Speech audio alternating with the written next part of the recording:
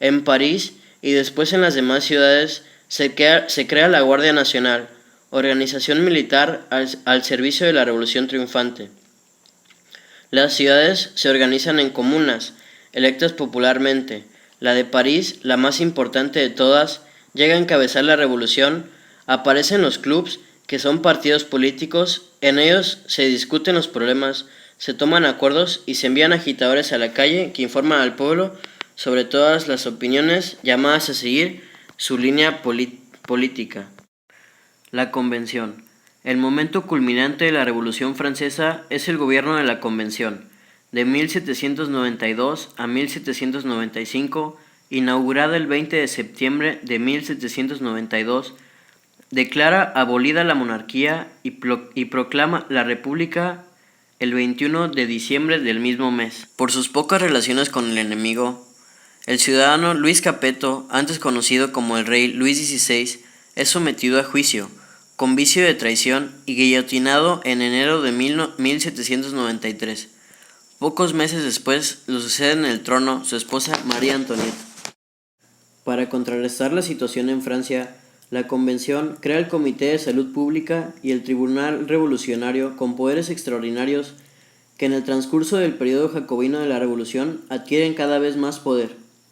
El 2 de junio de 1793, una gigantesca manifestación armada de la Comuna de París ocupó el local de la Convención y obligó a este a dar de baja y arrestar al grupo más destacado de los diputados girondinos.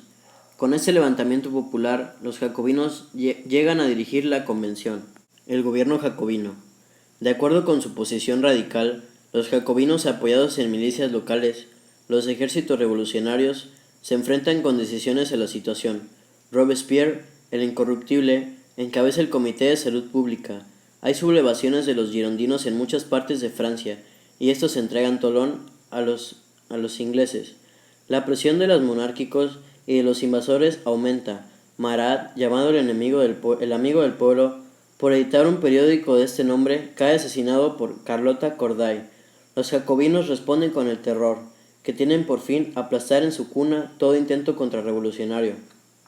Se calcula que fueron muertas aproximadamente 17,000 personas. La Convención elaboró una nueva constitución que establecía la República, gobernada por una Cámara electa anualmente por voto universal, garantizaba la propiedad privada, establecía además la obligación de la sociedad de proporcionar trabajo y sustento a sus miembros, introduciendo así con un concepto de solidaridad social. Esta constitución nunca se aplicó debido a la situación tan grave en la que se encontraba Francia. El gobierno jacobino decreta la abolición definitiva sin indemnización de los derechos feudales. Los campesinos pasan a ser dueños de las tierras trabajadas por ellos y que se consideraban propiedades de los nobles. En beneficio de la población urbana de pocos recursos, se establecen precios fijos y se decreta un aumento a los salarios. Toda transgresión y especulación es castigada severamente, muchas veces con la pena de muerte. El régimen jacobino, de una gran dureza, significa el fin definitivo del feudalismo y dirige la represión en forma decisiva y violenta contra los elementos monárquicos de la burguesía rica. Al mejorar la situación internacional, se produce una división entre los gobernantes. Los elementos más recientes, los rabiosos, encabezados por Roux y Herbert, dirigentes de la Comuna de París.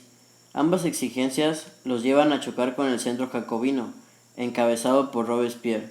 Su intento para apoderarse del gobierno fracasa y sus dirigentes son enjuiciados, condenados a muerte y decapitados. Aparentemente, con la eliminación de los rabiosos e indulgentes, se fortalece el gobierno jacobino. La burguesía, al ver que ya no hay peligro de restauración feudal, retoma las exigencias de los indulgentes.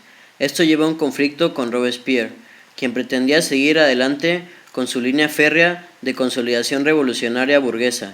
El 26 de julio de 1794, Robespierre pide poderes extraordinarios para enjuiciar a los miembros corrompidos de la Convención. Se le impide hablar y es arrestado en la propia reunión. La Comuna lo libera, pero es apresado nuevamente en la noche, entregado al Tribunal Revolucionario y decapitado al 10 de Terminador. Con este acto termina el gobierno jacobino y se inicia la reacción terminodiaria. Gobierno girondino. El año final de la convención, bajo dirección girondina. Es un aflojamiento de la violencia revolucionaria. Muchos dirigentes jacobinos son ejecutados y otros destituidos de sus puestos. La Comuna de París, vanguardia de la revolución, es disuelta. Se clausura el Club de los Jacobinos. Destaca Babeuf, continuador ideológico de los rabiosos, enemigo de la propiedad privada. Es encarcelado y liberado en 1795. Sigue agitando y conspirando hasta ser nuevamente apresado y guillotinado finalmente en 1797. En 1795 hay un intento de restaurar la monarquía. El golpe de los señoritos, aplastado fácilmente por Napoleón. En 1795 la convención proclama otra constitución que restablece el voto censitario. El poder legislativo se deposita en la Cámara de los 500 y en la de los ancianos, que tenía 250 miembros. Hacia 1799 se acentúa el descontento y se manifiesta una creciente insistencia del deseo de un gobierno fuerte. Esto prepara las condiciones para que un joven general, más bien conocido como Napoleón Bonaparte, tome en sus manos el poder. Napoleón Bonaparte. Nacido en Córcega en 1769, Napoleón Bonaparte había hecho estudios militares y era oficial de artillería. Al estallar la revolución, desempeñó un importante papel en la reconquista de Tolón contra los ingleses. A la caída de los jacobinos es expulsado del ejército y solo con muchas dificultades logra volver a este. Vuelve a destacar después de aplastar la rebelión de los señoritos. Su creciente popularidad preocupa cada vez más al débil gobierno del Directorio, que decide enviarlo al frente de Italia para alejarlo y, de ser posible, llevarlo a la derrota.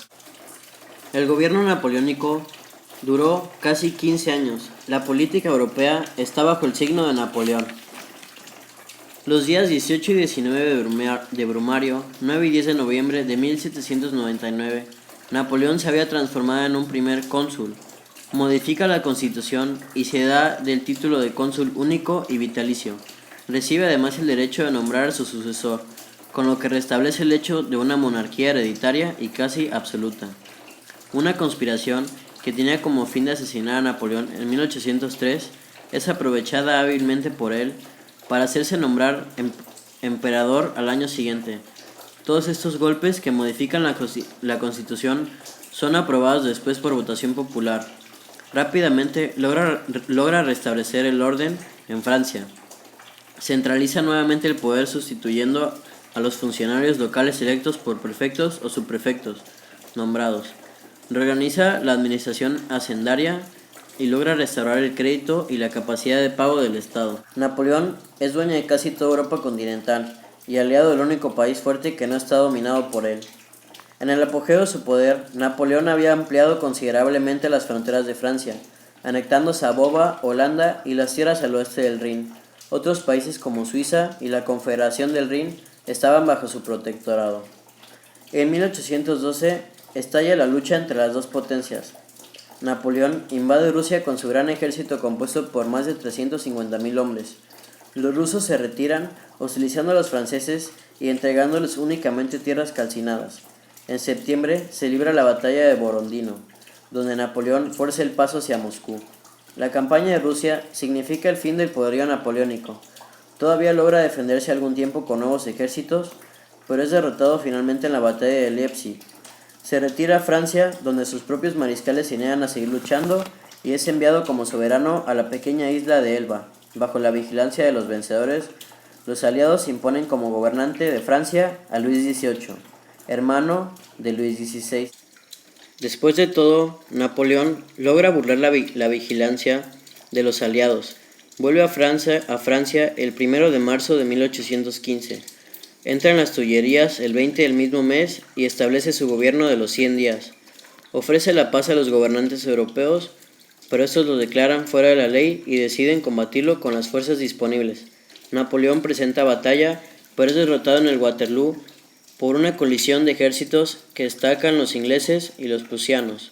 Los ingleses consideran prisionero de guerra y lo recluyen en una pequeña isla del Atlántico del Sur, Santa Elena, donde muere en 1821.